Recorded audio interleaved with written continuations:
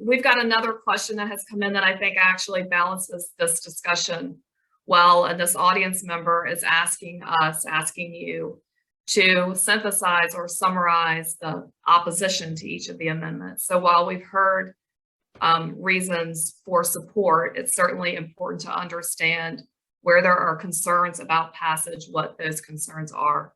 I think on amendment number 1, Jim, I'd like to hear from you first, and then Kimberly, and Michael, I'll come to you for the answer on amendment number 2. For amendment number 1, I think which is on the sales tax collection amendment, I think that the general nature is we would like to have a single sales tax collector is good. I think the issue, as Kimberly pointed out in her remarks, there are a lot of questions that are not resolved at all, such as the fact of a common tax base. Most states have that, we do not. Most states do not use the sales tax at the local level like we do. They use the ad valorem tax at the local level. That's why if you looked at Michael's charts, you saw the ad valorem tax in Texas being much higher than what we have here. And then I think the other element is the issue of auditing is a legal issue. Businesses would like to have a single audit. Local governments want to have their own audits.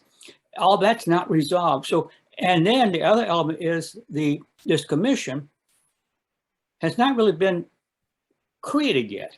It's merely can be created, and it's up to the legislature to create it then. So you have a lot of questions that local governments would have. I'm not sure what's going to happen to my revenue, because remember, the sales tax is the major revenue source for school boards, for parishes, municipalities, and so on. So it's important they know where the money's coming from. So no, there are a number of questions yet to be resolved on that one. Kimberly, would you like to add to that response? I think Dr. Richardson covered everything. The main issue for some of the local governments is making sure that the revenue is there when they expect it to be there. Having it go to another body first and have to be distributed back to them is one of the primary concerns from local governments about this new entity, and understanding the details about how the new entity will work and interact with the local governments. Right now, they're comfortable with how everything works.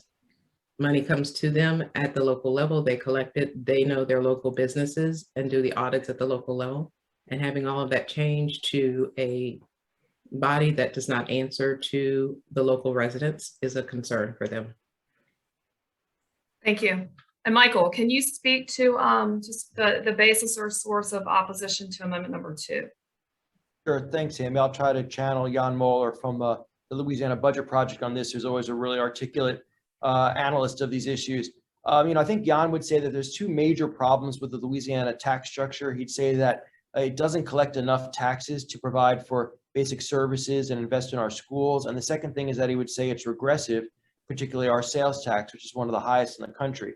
And I think his criticism of Amendment 2, although he would say that decoupling us from federal taxes is very smart, he would say that this doesn't fundamentally address either of his 2 criticisms. Constitutional Amendment 2 is structured to be revenue neutral for the state, and so it's not raising new revenues, so it's not addressing his first concern. And the second is that it doesn't address sales tax. It addresses income tax, so it's not addressing the regressivity that he's concerned about with sales tax. Although I would say that federal deductibility is essentially a regressive deduction, because it's really something that middle and lower income families don't take advantage of. They don't have the federal taxes to deduct. So this is getting rid of a regressive deduction. But those are the 2 main concerns. It doesn't raise new revenue, and it doesn't address sales taxes.